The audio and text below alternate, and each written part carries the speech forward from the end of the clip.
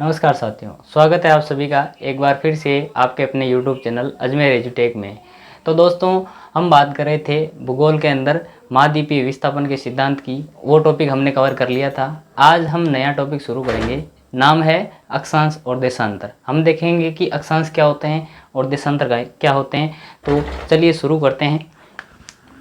तो आज हम बात करेंगे अक्षांश व देशांतर की। अक्षांश क्या होते हैं और देशांतर क्या होते हैं, ठीक है। तो हम देखते हैं कि हमारी जो पृथ्वी है उसका एक प्रतिरूप है ग्लोब। अब ये जो ग्लोब है, इस पर हम बात करते हैं कि हम देखते हैं कि कुछ आड़ी लाइनें होती हैं ऐसे, और कुछ लाइनें ऐसे खड़ी होती है। अब ये लाइनें होती क्यों हैं और इनका उद्देश्य क्या है इसके ऊपर बनाने का। तो ये जो आड़ी लाइनें होती है वो तो अक्षांश होती है, ठीक है, और जो खड़ी लाइनें होती है वो क्या होती है, देशांतर होती है। अब ये लाइनें खींची क्यों गई है, तो अक्षांश जो होते हैं यानी कि जो आड़ी लाइनें होती है उनके माध्यम से हम किसी भी स्थान की स्थिति का निर्धारण करते हैं, ठीक है। और जो खड़ी लाइनें होती है देशांतर, इनके माध्यम से हम वहाँ उस स्थान का जो समय होता है उसका अध्ययन कर पाते हैं, ठीक है। तो हम शुरू से करते हैं एक बार। तो हम सबसे पहले पढ़ेंगे अक्षांश क्या होते हैं और बाद में देखेंगे देशांतर क्या चीज़ें होती हैं, ठीक है। तो सबसे पहले बात करें अक्षांश की। तो अक्षांश क्या होते हैं। अक्षांश की अगर बात की जाए तो अक्षांश वह बिंदु होता है जो पृथ्वी तल के पर किसी भी स्थान से उसके केंद्र से कोणीय दूरी बताता है, वो क्या होता है, अक्षांश होता है। तो हम परिभाषा के रूप में लिख सकते हैं कि पृथ्वी तल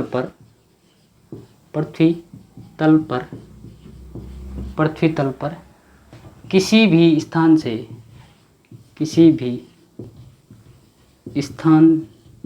से पृथ्वी के केंद्र से उसकी कोणीय दूरी क्या कहलाती है, अक्षांश कहलाती है, ठीक है। या हम लिख सकते हैं कि पृथ्वी पर ठीक है खींची गई काल्पनिक आड़ी रेखाएं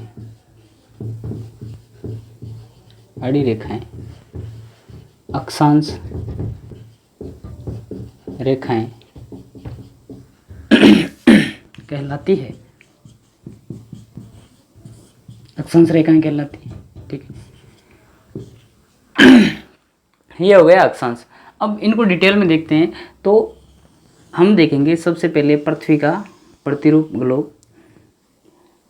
पृथ्वी पर सबसे पहले ये जो रेखा है जो पृथ्वी को दो भागों में बांट रही है, इसे कहा जाता है भूमध्य रेखा। भूमध्य रेखा का मतलब क्या हो गया, भूमि के मध्य में, यानी कि पृथ्वी को बराबर दो भागों में बांटने वाली रेखा। कौन सी रेखा, भूमध्य रेखा। और इसका जो मान होता है वो क्या होता है, 0 डिग्री होता है, ठीक है। बाकी इसके बाद में अगर बात करें तो हम देखते हैं कि ऐसे आड़ी रेखाएं होती है,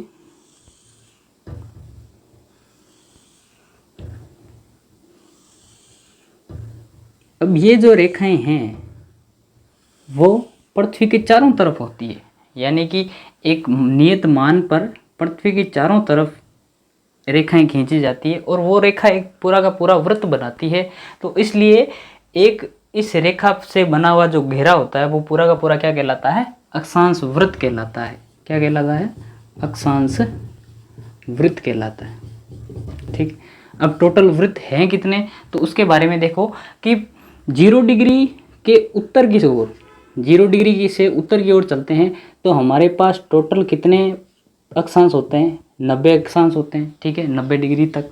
और दक्षिण की ओर चलते हैं तो भी कितने अक्षांश होते हैं, 90 अक्षांश होते हैं। ठीक है, ये 90 डिग्री उत्तरी ध्रुव, ये हो गया 90 डिग्री दक्षिणी ध्रुव। ठीक है, तो 90 डिग्री तक ऊपर 90 और 90 डिग्री दक्षिण तक 90, टोटल कितने हो गए 180, 180 और एक ये 0 डिग्री, कितने हो गए टोटल 181।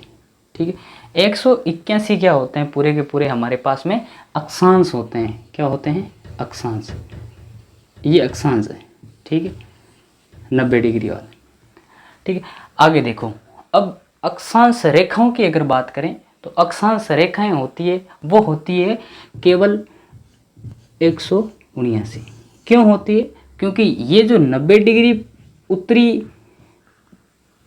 अक्षांश है और 90 डिग्री जो दक्षिणी अक्षांश है वो केवल बिंदु के रूप में होते हैं। वो किस रूप में होते हैं, बिंदु के रूप में, पूरा का पूरा एक गोला नहीं बनाते हैं।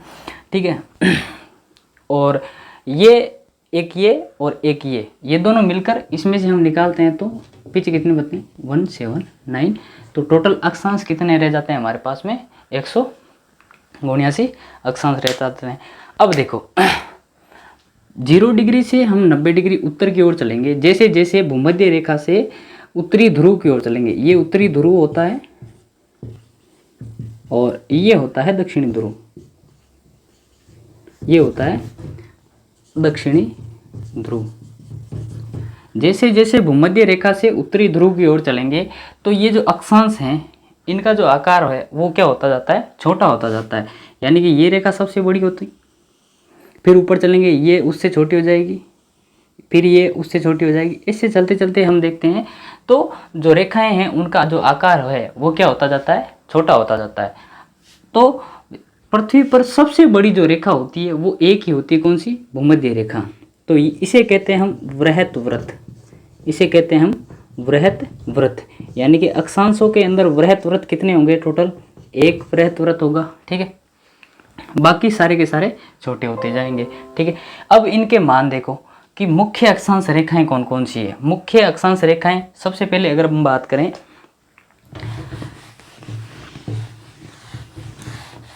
मुख्य अक्षांश रेखाएं टोटल 5 होती है और 2 हमारे ये उत्तरी और दक्षिणी ध्रुव होते हैं। ये तो हो गई आपकी 0 डिग्री। ठीक है, इसके ऊपर की ओर उत्तर की ओर चलेंगे तो हमें एक रेखा मिलती है 23.5 डिग्री उत्तरी अक्षांश। इससे ऊपर चलेंगे हम तो हमें एक रेखा मिलती है 66.5 डिग्री उत्तरी अक्षांश, और ऊपर ही ऊपर हमें मिल जाएगा हमारा 90 डिग्री उत्तरी आपके अक्षांश, जो बिंदु के रूप में होता है। ठीक है, नीचे की ओर चलेंगे तो नीचे की ओर वापस वही 23.5 डिग्री दक्षिणी अक्षांश, और इससे नीचे की ओर चलेंगे तो 66.5 डिग्री दक्षिणी अक्षांश, और वापस नीचे की ओर 90 डिग्री दक्षिणी ध्रुव। यही रेखाएं महत्वपूर्ण क्यों हैं, इसके पीछे कारण है क्योंकि ये जो रेखाएं हैं वो पृथ्वी पर जो है अलग अलग जलवायु विभाजक का काम करती है। तो हम देखते हैं कि इनके बीच में अलग अलग जो जलवायु होती है वो कौन कौन सी होती है। तो हम देखें कि यहाँ पर जो है वो होती है शीत जलवायु। ठीक है, और यहाँ पर जो होती है वो क्या होती है, वो होती है आपकी शीतोष्ण। और यहाँ पर 0 डिग्री से 23.5 डिग्री उत्तरी अक्षांश के बीच में जो जलवायु होती है वो होती है उष्ण जलवायु। ठीक है, यानी कि जलवायु का निर्धारण करने के लिए भी कुछ महत्वपूर्ण अक्षांश काम में आते हैं। तो अक्षांश समय के स्थान के साथ साथ में आपके जलवायु विभाजक का भी काम करते हैं। ठीक है, अब इनके कुछ नाम है विशेष, वो नाम देख लेते हैं।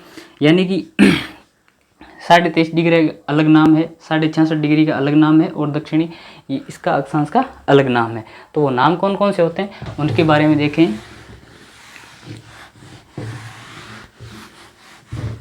तो हमने देखा इसमें कि अक्षांश जो होते हैं उनका काम क्या होता है, किसी स्थान की किसी स्थान की स्थिति बताने के लिए उपयोगी। ठीक, पहला काम सबसे और महत्वपूर्ण जो काम होता है इनका वो क्या होता है, आपका स्थान की स्थिति बताना। ठीक है, दूसरा काम क्या हो गया, हमने देखा कि वो क्या करते हैं, अलग अलग जलवायु बताते हैं। अक्षांश जलवायु विभाजन का कार्य करते हैं, जलवायु विभाजन का भी काम करते हैं। कौन से आपके, तो हमने देखा कि शीत और शीतोष्ण और उष्ण इन तीनों का जो आपके अलग अलग विभाजन है वो इन्हीं अक्षांशों के द्वारा किया गया है। ठीक है, बाकी आगे देखें तो अब इनके बीच का जो स्थान है, यानी कि प्रत्येक अक्षांश के बीच का जो स्थान है वो क्या कहलाता है आपका, वो कहलाता है कटिबंध। यानी कि अक्षांश के बीच अक्षांश के बीच का स्थान क्या कहलाता है, कटिबंध कहलाता है, कटिबंध कहलाता है। अब हम बात कर रहे थे इन रेखाओं के नाम की, तो नाम हम देख लेते हैं, नाम क्या होते हैं। हम सबसे पहले बात करेंगे 90 डिग्री उत्तरी अक्षांश, इसका नाम क्या होता है, और 66.5 डिग्री उत्तरी अक्षांश, उसके बाद में 23.5 डिग्री उत्तरी अक्षांश, उसके बाद में आपका 0 डिग्री आ जाता है, फिर आता है वापस 23.5 डिग्री दक्षिणी अक्षांश। ठीक है, और उसके बाद में 66.5 डिग्री दक्षिणी अक्षांश, और इसके बाद में आ जाता है आपका 90 डिग्री दक्षिणी अक्षांश। इन सभी के जो महत्वपूर्ण अक्षांश हैं इन सभी के अलग अलग नाम होते हैं, तो वो नाम देख लेते हैं कौन कौन से होते हैं।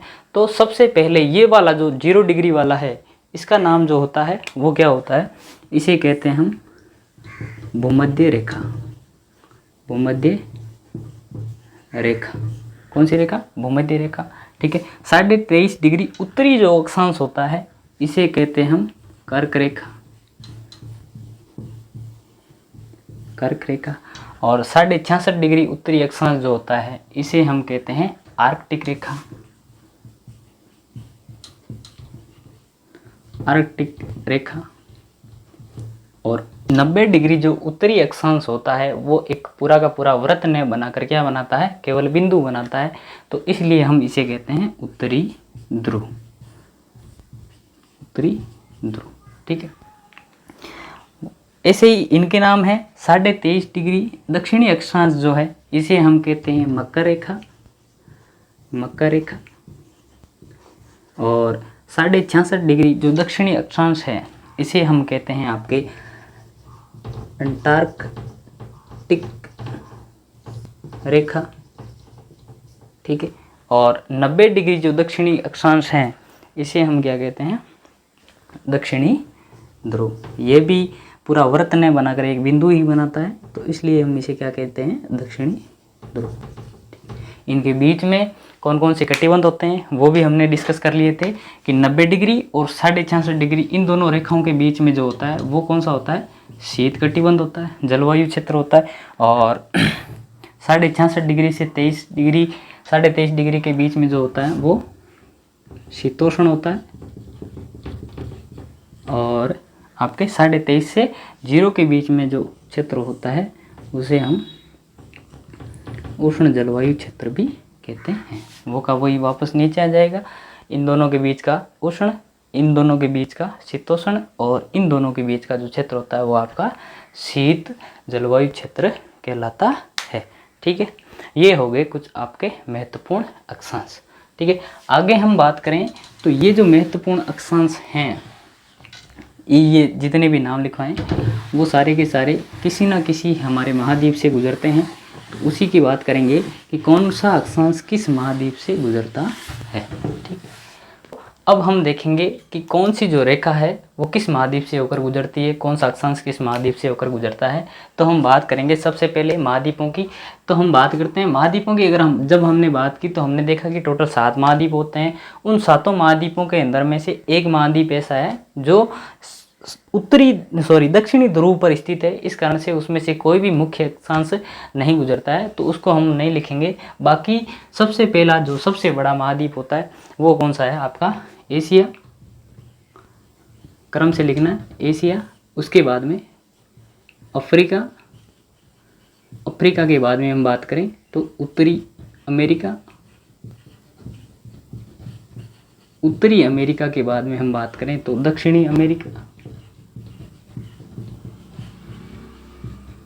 दक्षिण अमेरिका के बाद में बात करें तो हम यूरोप, क्योंकि जो आपका अंटार्कटिक महाद्वीप है वो क्या हो जाता है, सबसे नीचे होता है, इसलिए उस पर कोई भी अक्षांश नहीं गुजरता है। यूरोप के बाद में आ जाता है आपका सबसे छोटा कौन सा, ऑस्ट्रेलिया। अब इन महाद्वीपों में से कौन कौन से अक्षांश गुजरते हैं, जो 5-6 अक्षांश हैं उनमें से महत्वपूर्ण अक्षांश किस किस महाद्वीप में से गुजरते हैं, तो उसकी एक ट्रिक है। तो हमें सबसे पहले लिखना है यहाँ पर AM। 3 बार AM लिखना है, ठीक है, और 2 बार KV लिखना, 3 बार ही KV लिखना। हमें लिखना 3 बार तो AM और 3 बार ही KV, ठीक है। तो इसको तो हमने ऐसे लंबवत लिखा, इसको हम क्षैतिज रूप में लिखेंगे तो KV और अब लिखेंगे एक बार क्षैतिज रूप, ठीक है। तो ये कुछ ऐसी ट्रिक है। हम देखेंगे कि AM किसे कहते हैं, KV क्या है, वो सारी की सारी चीज़ें देखें। तो सबसे पहले हम देखें A का मतलब क्या है। A का मतलब है आर्कटिक, ठीक है। आपके M का मतलब क्या हो जाएगा, मकर। K का क्या हो जाएगा, कर्क। और V का क्या हो जाएगा, विषुवत। विषुवत या हम कह सकते हैं भूमध्य रेखा, ठीक है। तो अब देखो कि एशिया में से कौन सी, एक तो आपके आर्कटिक, दूसरा कर्क और तीसरा विषुवत, यानी कि 3 मुख्य अक्षांश एशिया महाद्वीप से होकर गुजरते हैं। 3 ही मुख्य अक्षांश आपके अफ्रीका महाद्वीप से होकर गुजरते हैं और 2 मुख्य अक्षांश आपके उत्तरी अमेरिका से, 2 ही दक्षिणी अमेरिका से और बाकी दोनों से एक एक मुख्य अक्षांश होकर गुजरता है, ठीक है। बाकी देखें तो ये हो गए आपके प्रमुख जो अक्षांश है वो किन किन महाद्वीपों से होकर गुजरते हैं। तो ये ट्रिक भी याद रखना, ये साथ में याद रखना कि ए का क्या हो जाएगा, आर्कटिक। तो हम बात करें एशिया के अंदर आर्कटिक, दूसरा कर्क और तीसरा आपकी कौन सी, विषुवत। ये 3 प्रमुख अक्षांश एशिया से गुजरते हैं। बाकी इसमें से एक आपका मकर हो जाएगा, फिर कर्क हो जाएगा और फिर विषुवत हो जाएगा, फिर आपके अंटार्कटिक हो जाएगा, कर्क हो जाएगा, मकर, विषुवत और अंटार्कटिक और मकर, ठीक है। ऑस्ट्रेलिया में से केवल मकर रेखा गुजरती है, यूरोप में से केवल आर्कटिक रेखा गुजरती है, ठीक है। और अंटार्कटिका में कोई भी वृत्त नहीं गुजरता है। नोट लिख देता हूँ मैं, अंटार्कटिका महाद्वीप में से कोई भी प्रमुख अक्षांश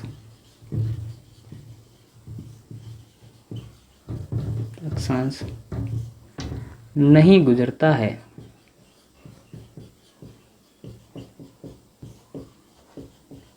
प्रमुख अक्षांश नहीं गुजरता है।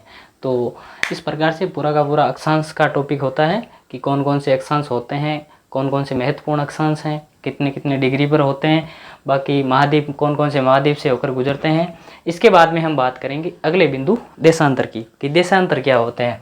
देशांतर की ही बात करें तो अक्षांशों के जैसे ही देशांतर, इनमें और अक्षांशों में क्या फ़र्क होता है कि ये देशांतर जो होते हैं आपके, देशांतर वो क्या होते हैं, देशांतर होते क्या है कि पृथ्वी पर खींची गई काल्पनिक खड़ी रेखाएं क्या कहलाती है, देशांतर कहलाती है। और इनका उपयोग जो है पृथ्वी पर समय निर्धारण के लिए किया जाता है। इसकी परिभाषा अगर देखें तो पहले हम समझते हैं कि देशांतर है क्या चीज़। ये आपका उत्तरी ध्रुव और ये हो गया आपका दक्षिणी ध्रुव। ये हमने पढ़ा 0 डिग्री अक्षांश, नाम हमने दिया था इसको आपके भूमध्य रेखा या विषुवत रेखा। बात हम कर रहे हैं अक्षांश की, तो पृथ्वी पर खींची गई काल्पनिक जो रेखाएं होती है, कहाँ से, उत्तरी ध्रुव से दक्षिणी ध्रुव की ओर, ठीक है, वो क्या कहलाती है, देशांतर कहलाती है। उत्तरी ध्रुव से यहाँ पर खींची गई जो काल्पनिक रेखा है वो क्या कहलाती है, देशांतर कहलाती है। अब ये जो काल्पनिक रेखा है वो प्रत्येक डिग्री में एक रेखा होती है इस प्रकार से,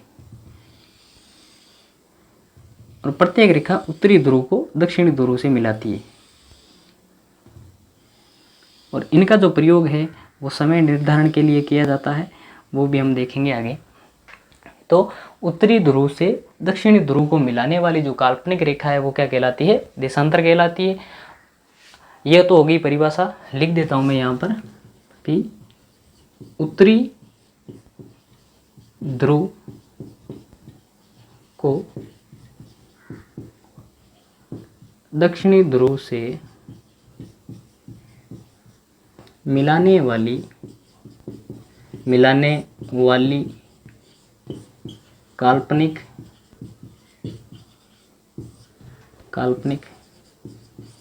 खड़ी रेखाएं क्या कहलाती है आपकी, काल्पनिक रेखाएं देशांतर कहलाती है। यहाँ तक बात समझ में आएगी कि देशांतर क्या होते हैं कि उत्तरी ध्रुव को दक्षिण ध्रुव से मिलाने वाली जो काल्पनिक रेखाएं वो क्या कहलाती है, देशांतर रेखाएं कहलाती है। ये दक्षिण से, ये जो रेखाएं होती है वो उत्तर से दक्षिण की ओर खींची जाती है, उत्तर से दक्षिण की ओर खींची जाती है, ठीक है। इनके अलावा बात करें तो हम इनके अन्य नाम भी देख लेते हैं। तो इनको अन्य नामों के रूप में हम प्रधान रेखाएं और मध्याह्न रेखाएं भी कह सकते हैं। हम इन्हें प्रधान व मध्याह्न रेखाएं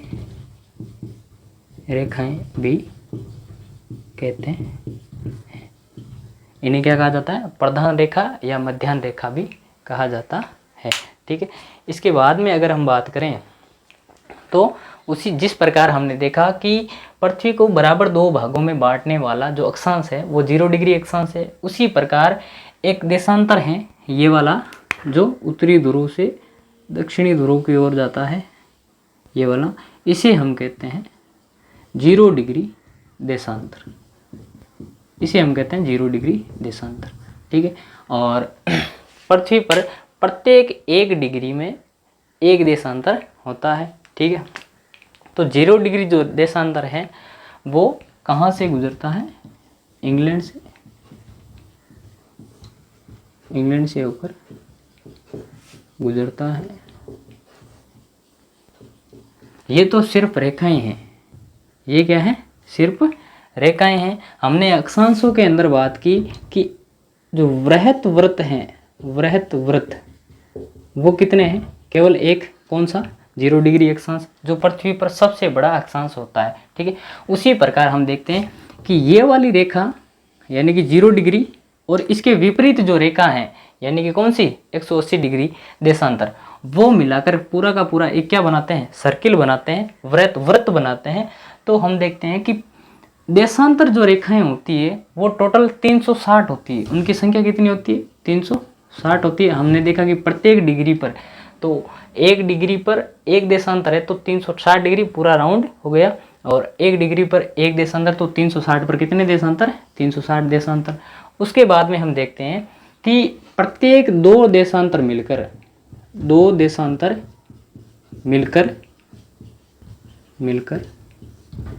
एक वृहत वृत्त बनाते हैं।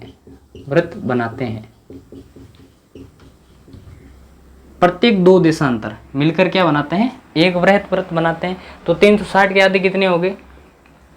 180। तो देशांतरों के द्वारा कितने वृहत वृत्त बनाए गए? 180। 180 वृहत वृत्त तो देशांतर के और एक वृहत वृत्त अक्षांश का।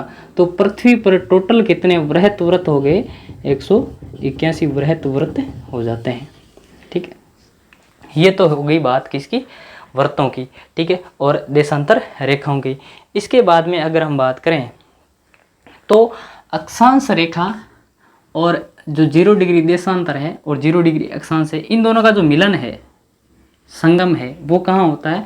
वो कौन से सागर में होता है? यानी कि ये वाली जो रेखा है और ये वाली जो रेखा है वो दोनों कहाँ मिलेगी? वो आपकी मिलेगी कौन से सागर में? अटलांटिक सागर में। इन दोनों का जो मिलन होता है यहाँ पर, वो कहाँ होता है? अटलांटिक सागर में होता है। ठीक, आगे देखो। आगे अगर हम बात करें तो हम देखते हैं कि प्रत्येक 1 डिग्री, पूरा का पूरा सर्कल 360 डिग्री का होता है। तो प्रत्येक 1 डिग्री में 1 डिग्री के अंतराल पर प्रत्येक 1 डिग्री के अंतराल पर पूर्व में 180 तथा पूर्व में कितना? 180 तथा पश्चिम में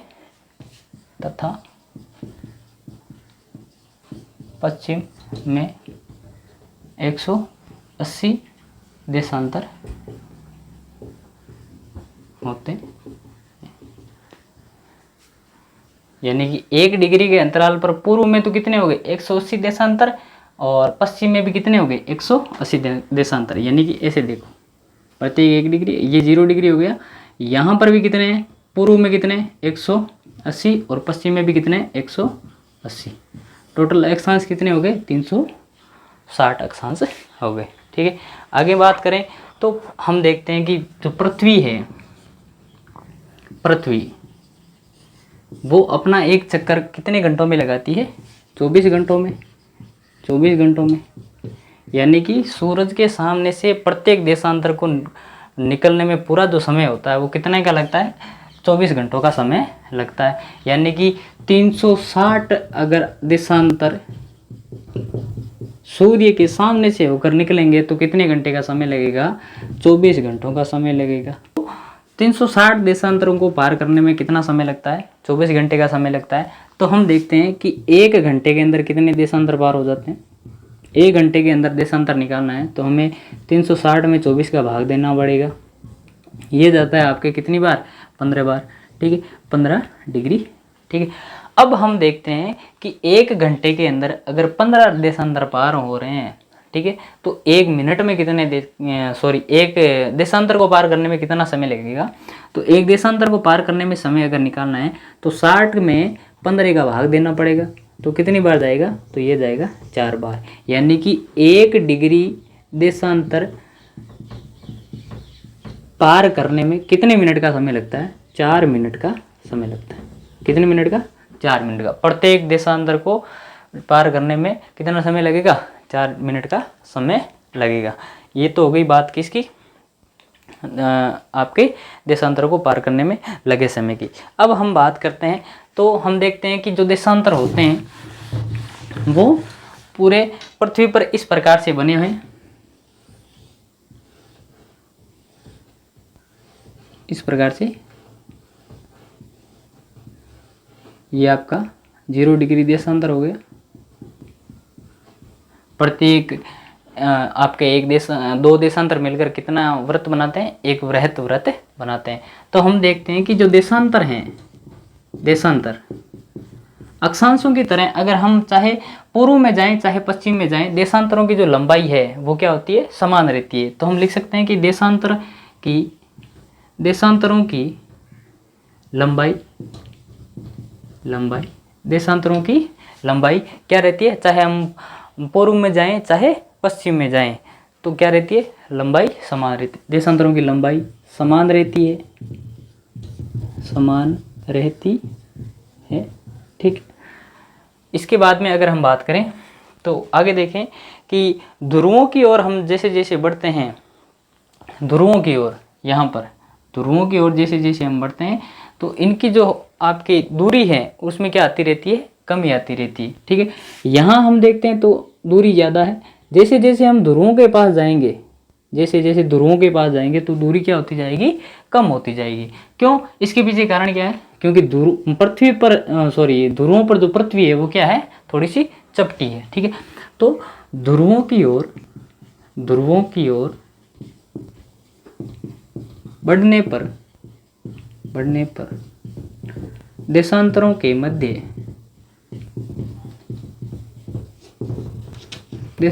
मध्य दूरी कम होती जाती है। कारण क्या है, कारण यही है कि जो पृथ्वी है वो ध्रुवों पर क्या होती है, थोड़ी सी चपटी होती है। तो हम देखते हैं कि यहाँ पर यानी कि विषुवत रेखा पर यहाँ देशांतरों के बीच की जो दूरी है, यहाँ पर ये जो दूरी है विषुवत रेखा के पास देशांतरों के मध्य की दूरी, ये जो दूरी है इनके बीच की दूरी जो है वो कितनी होती है, 111 किलोमीटर की होती, दूरी 111 किलोमीटर होती, ठीक है। एग्जैक्ट देखें तो 111.13 किलोमीटर होती, ठीक है। जैसे जैसे हम ध्रुवों की ओर बढ़ेंगे ये जो दूरी है वो क्या होती जाती है, थोड़ी सी कम होती जाती है। क्यों, क्योंकि कारण मैंने पहले बता दिया था आपको, क्योंकि पृथ्वी जो है वो ध्रुवों की ओर थोड़ी सी चपटी है, ठीक है। आगे हम बढ़े तो ये जो हमने देखा कि अक्षांशों में हमने देखा कि प्रत्येक दो अक्षांशों के बीच का जो क्षेत्र है वो क्या कहलाता है, अक्षांशों के बीच का जो क्षेत्र है उसका हमने देखा कि वो क्या कहलाता है, वो तो कहलाता है कटिबंध कहलाता है, ठीक है। अब देशांतरों के मध्य का जो क्षेत्र है वो क्या कहलाता है, वो कहलाता है आपका गोरे, क्या कहलाता है, गोरे, ठीक। तो अक्षांशों के बीच का जो क्षेत्र है वो तो क्या कहलाता है, कटिबंध, और जो आपके देशांतरों के बीच का जो क्षेत्र है वो क्या कहलाता है, गोरे कहलाता है, ठीक है। आगे हम देखें तो अब इस देशांतर का जो उद्देश्य है वो क्या होता है कि स्थानों का समय निर्धारण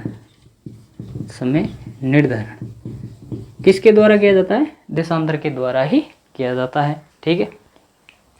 और प्रत्येक देश का एक मानक देशांतर होता है, ये भी लिख सकते हैं कि प्रत्येक देश का एक मानक देशांतर होता है और उसी के माध्यम से जो है उस देश का समय निर्धारित किया जाता है, ठीक है। आगे हम देखें तो समय का जो निर्धारण है वो किस प्रकार से होता है वही देखते हैं। तो देशांतरों के माध्यम से हमें पता है कि समय का निर्धारण होता है, ठीक है। प्रत्येक हमने लिखा कि प्रत्येक देश का क्या होता है, मानक देशांतर होता है और उसी देशांतर के माध्यम से जो है क्या किया जाता है, आपके समय का निर्धारण किया जाता है। लेकिन एकमात्र जो देश, हालांकि एकमात्र नहीं, कुछ देश हैं ऐसे जिनमें मानक समय देशांतर जो हैं वो एक नहीं होते हैं, बहुत सारे होते हैं। जैसे हम रूस की बात करते हैं, विश्व का सबसे बड़ा जो देश है रूस, उसमें टोटल 8 मानक देशांतर हैं, इन 8 मानक देशांतरों के माध्यम से ही रूस का जो समय है वो क्या किया जाता है, निर्धारित किया जाता है, ठीक है। आगे हम देखें तो 0 डिग्री देशांतर जो है, 0 डिग्री, ये जो 0 डिग्री देशांतर है यहाँ से यहाँ तक, 0 डिग्री जो देशांतर है वो क्या है, इंग्लैंड में है, ठीक है। और ग्रीनविच मध्य समय या विश्व समय जो है इससे ही निर्धारित किया जाता है, ठीक है। 0 डिग्री देशांतर, इसके माध्यम से क्या किया जाता है, समय का निर्धारण किया जाता है, ठीक है। इस समय को जो है वो हम क्या कहते हैं, हम इस समय को कहते हैं जीएमटी। क्या कहते हैं, जीएमटी। जीएमटी का पूरा नाम।